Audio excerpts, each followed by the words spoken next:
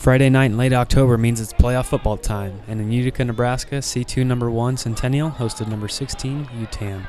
To get things started, Centennial return man Reese Foreman took the opening kickoff into Yutan territory, but the Chieftain defense was able to hold the Broncos out of the end zone.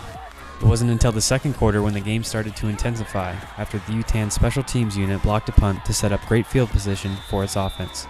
4 plays later, Yutan tailback Parker Strand muscled his way into the end zone to give the underdogs a 7-0 lead after the PAT with 9:02 left in the half. Less than 2 minutes later, Centennial was able to march down the field and put 6 of their own on the scoreboard when Bronco QB Wyatt Ehlers connected with Foreman from 20 yards out.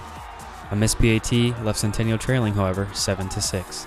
The Chieftains only needed 1 play to increase their lead. QB Jared O'Malley put one up for Chase Purchell in double coverage, and despite the pass interference, he held it in for a 67-yard score to put Yutan up 14-6 with 6:51 left in the second. Centennial found themselves driving late in the second quarter when Chieftain defensive back Brylan Menasucci kept the opposing offense out of the end zone the best way he knew how, intercepting the ball. The two teams would head to the locker rooms with only 8 points separating them.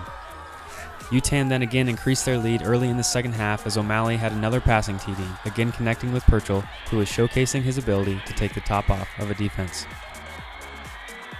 On the next drive, Centennial was backed up into their own territory on 4th and long, but a gutsy fake punt gave the Broncos a new set of downs.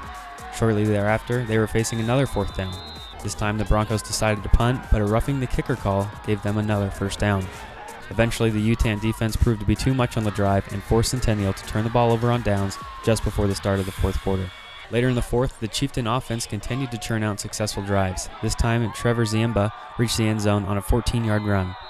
An interception by Scott Wooster would then give Yutan the ball back with 7:48 remaining in the game. 4 minutes later, the final score of the night came from Yutan's Parker Strand to give the Chieftains a 34-6 lead.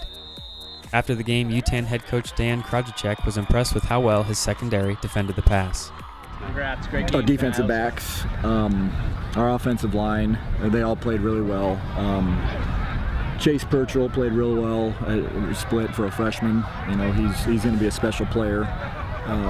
But really our DBs, I don't know how many knockdowns, you know, Parker Strand had or Wooster or front three really that were defensive line had a bunch of knockdowns too. So our defense on the whole just played really lights out. The victory propels 16-seeded Yutan to the second round of the playoffs, where they will take on number 9 St. Paul on Friday, November 4th. For Strive Sports, I'm Austin Penfield.